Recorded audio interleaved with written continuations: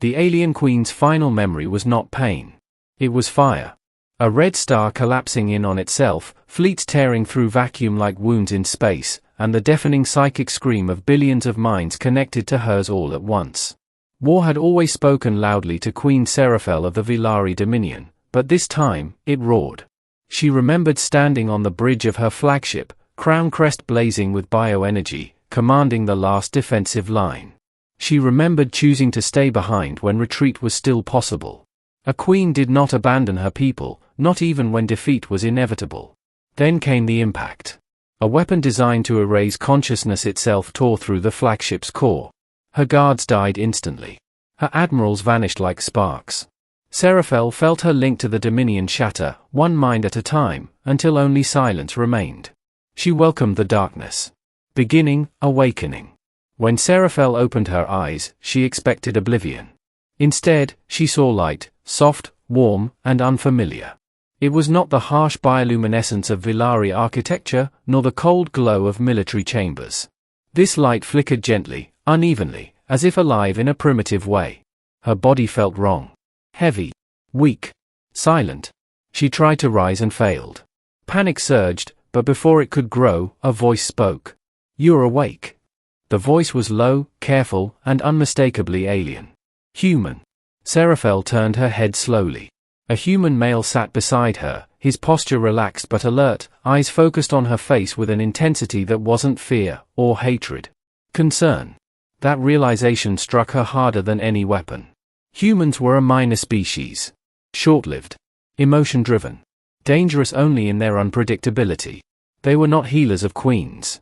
"Do not move," the human said gently. "Your neural lattice is still stabilizing." She searched her mind for the Dominion. Nothing answered. For the first time since her ascension centuries ago, Queen Seraphel was alone. The stranger. Days passed, or what she assumed were days, measured by the cycles of light and dark through the narrow window of the chamber.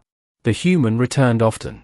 He brought nutrient solutions calibrated precisely to her biology.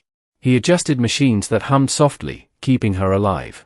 He spoke to her even when she did not respond, explaining procedures, recounting events, filling the silence with calm words. His name, she learned, was Elias Mercer. A civilian medical engineer. Not a soldier. Not a diplomat. He had been stationed on a neutral outpost when her escape pod, damaged beyond recognition, had been pulled from a debris field. "You should have been dead," he told her once, not unkindly. "By every known metric." She finally spoke. "Why am I not?" Elias smiled faintly. "Because I didn't let you be." Kindness. The concept felt foreign in this context. Mercy between enemies was a weakness. Compassion was reserved for one's own kind. Yet here she was. Alive because a human chose not to let her die. Middle, a queen without a throne. As her strength slowly returned, so did her memories. The Dominion had fallen. Scattered signals confirmed it, fragmented, leaderless remnants struggling to survive under hostile powers eager to carve up Vilari territory.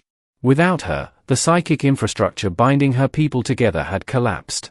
Seraphel felt the guilt like a physical wound. She was no longer queen in practice, only in name. Elias listened as she spoke of it, his expression unreadable. "You think your life ended when the war did," he said. "But it didn't." "You do not understand," she replied coldly. "My existence is my people." "And yet," he said quietly, "your people exist because you once chose to protect them. That choice doesn't vanish because you survived." She studied him then, not as a curiosity, but as an anomaly. Humans should not speak to queens this way. Yet she did not silence him. The threat returns.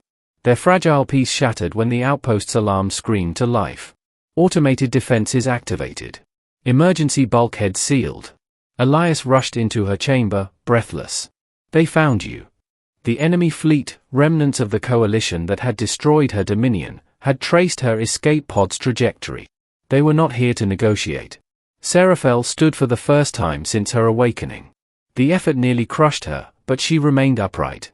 "I will not let them destroy another world," she said. "You can barely walk," Elias snapped.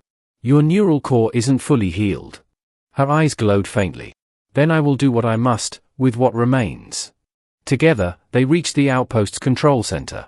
What remained of her power was insufficient for war, but enough for something else. Connection. She extended her consciousness outward, not to dominate, but to communicate. To speak to the attacking fleet not as a queen demanding obedience, but as a survivor offering truth. Elias watched in awe as her mind reached across space, weaving emotion, memory, and warning into a psychic broadcast. The attackers hesitated. For the first time, they saw her not as a symbol, but as a being who had already lost everything. A choice. The fleet withdrew. Not out of fear, but doubt. When the silence returned, Seraphel collapsed. Elias caught her. Held her. No crown. No throne.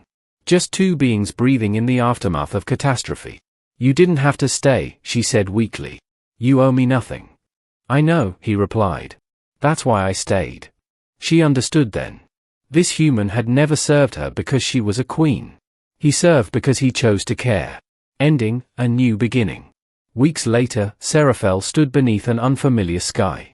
Not the skies of her lost homeworld, but one filled with promise. News traveled quickly.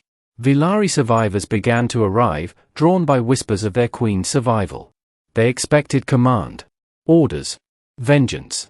Instead, they found something new. A queen who had died in war, and been reborn in kindness. She did not reclaim her throne. She reshaped it. The Dominion would not rise again as an empire of conquest, but as a coalition, built on choice rather than control. And beside her stood a human.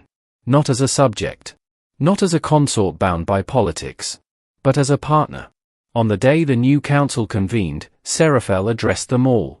My final memory was war, she said. But my first memory after death was kindness, from one who owed me nothing. She looked at Elias. That kindness changed me. The galaxy listened. And somewhere between the ruins of the old and the hope of the new, a queen learned that survival was not the end of her story. It was the beginning.